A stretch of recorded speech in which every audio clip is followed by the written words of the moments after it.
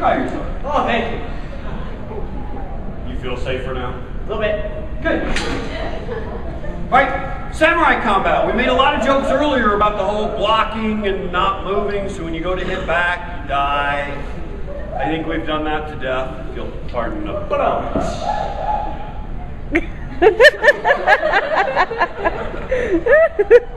This is one more example of the inmates have escaped and are now running the asylum.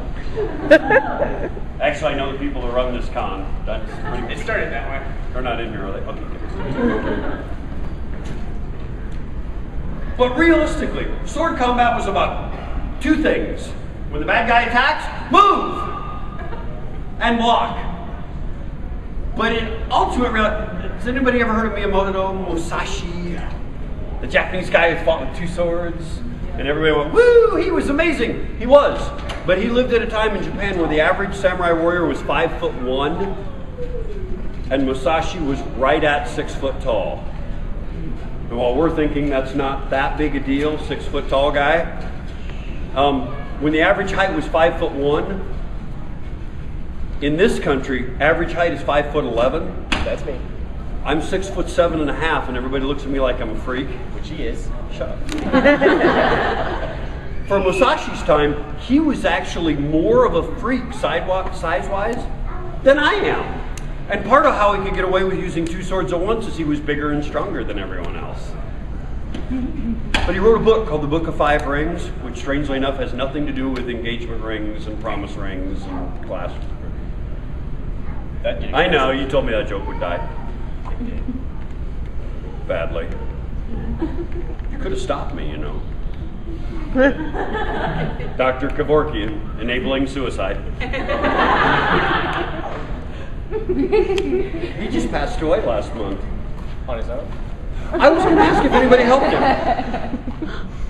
But Musashi said that there was one reason for a sword, and one reason only, and that's for cutting down another person. And as soon as you forget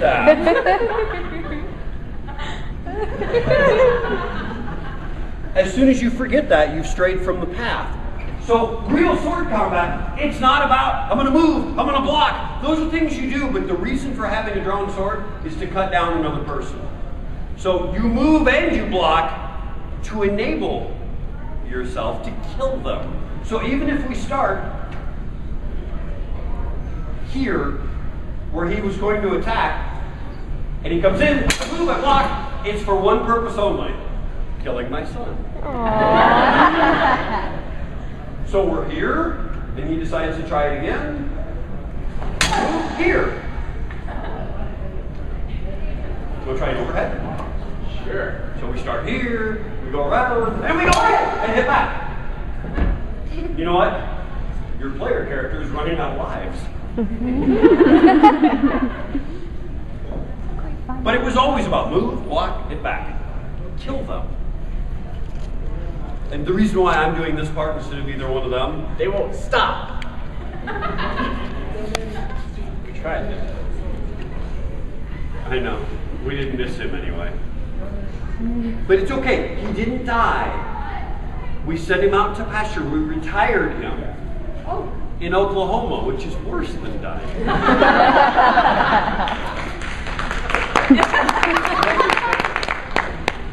Thank you. No. What? Those?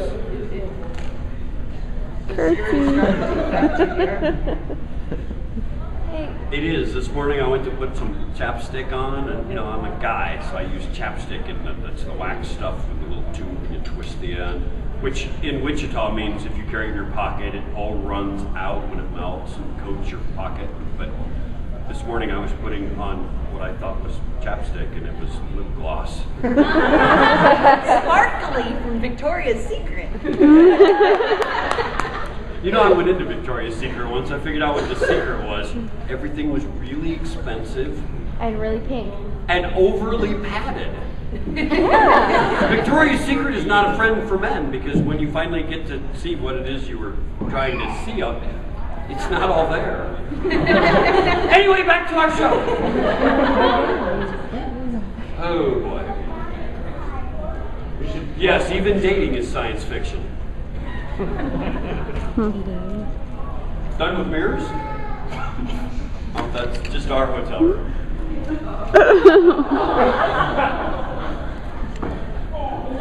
Again, back to the whole, you can tell when I'm ad-libbing, because if it's a joke she hasn't heard before, that happens.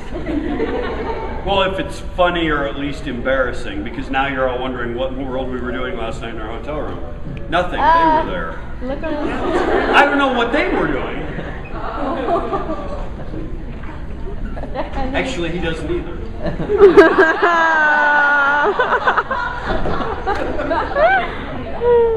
And now it's Alex's turn to blush. Sorry, I'm stalling. You're supposed to be watching her blush while I push the stage back together. So if we do sword combat, You don't fall. we're destroying the place. We're okay with the falling part, The but back to tripping the whole and stabbing. judgment of God thing with the rapture. I don't want the earth to open up and swallow us whole like we're cavorting naked in front of a giant golden statue. Which stage was it we were on that they actually separated almost a foot while we were chasing each other? Tucson. We were in Arizona. For a moment I thought they were doing Tremors 5. Did you actually raise your hand like you had a question? Yeah. It's not normally a question and answer session, sir. No, go ahead. What? I was wondering if it was like, call it the dance, choreography.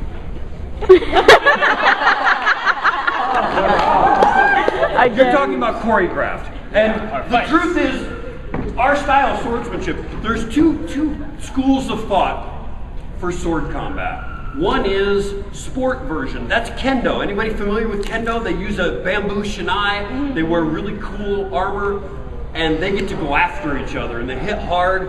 Kendo has two flaws for that, and I'm saying this as a fan, and as a participant, and as a full-time martial arts instructor. Two flaws. Number one, you have to call your strike before you hit them. It's like playing pool. Men! Boom! And you hit a man, you hit him in the head, because men in Japanese is... Or kote! And you're hitting the wrist. So it's like the last shot in pool, where you have to call your shot, and if the 8-ball goes in the wrong pocket, you lose. I hate that. Do you lose a lot? I'm married, I lose all the time. Aww. At pool, dear. I won the important part in life. And she's going, the lottery? Really? The other thing is, if you're playing a sport, sports, for as much as they're designed to teach combat and attributes, you're in shape, you're fast, you're accurate, it still has to be very, very safe. So they're only striking at approved target areas that are heavily reinforced. And for a samurai, you're actually trying to do the opposite. If you're trying to kill someone, you're striking at the areas that are the most dangerous and the least safe, which means the girls are going for groin shots and every time. But the other route is to go the traditional route, and instead of the free fighting, you do choreographed things that are designed to teach good habits. And what you have is kind of a mixture of both. For our style of swordsmanship. And if you've watched, has anybody seen any SCA groups? If you go to Ren fairs, okay, good. A few of you. SCA groups pride themselves on not doing choreographed stuff. It's free fighting with big rattan weapons that have no balance or feel like the real swords, but you can hit each other really hard, and they at least know what it's like to get hit. There's a huge difference. The downside is they still have rules, because every time I play they kick me out because I do leg sweeps and joint locks and that really cool.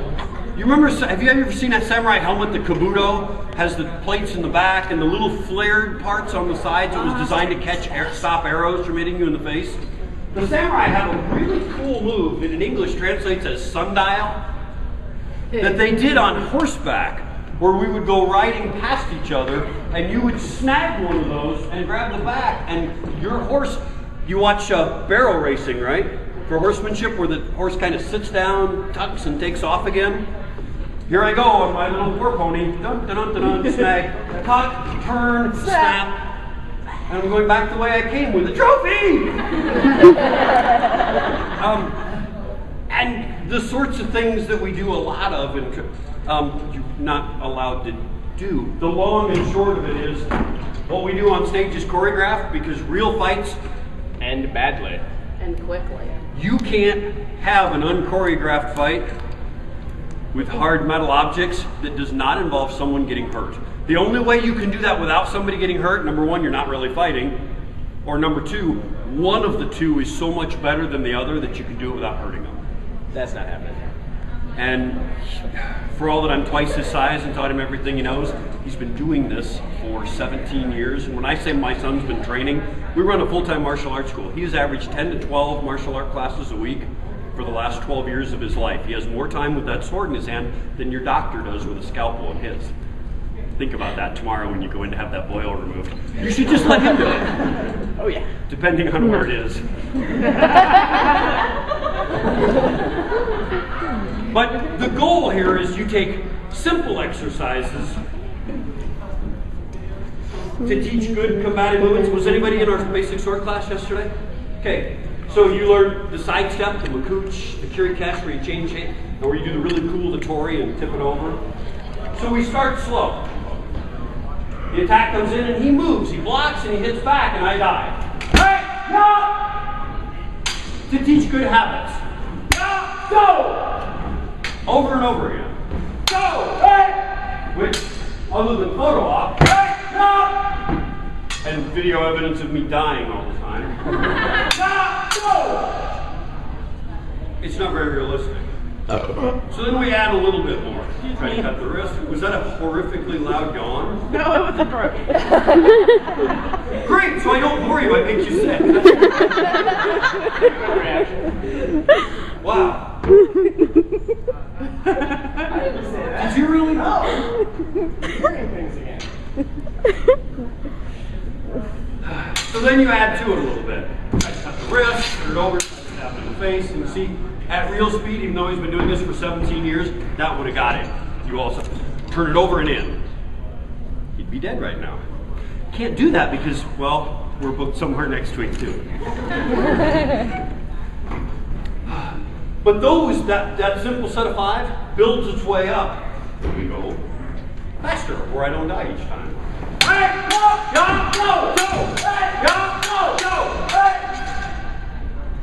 And then move on. Hey, go, go, hey, hey, go, go, hey, hey, go, hey, go, go, hey, hey, go, go, hey.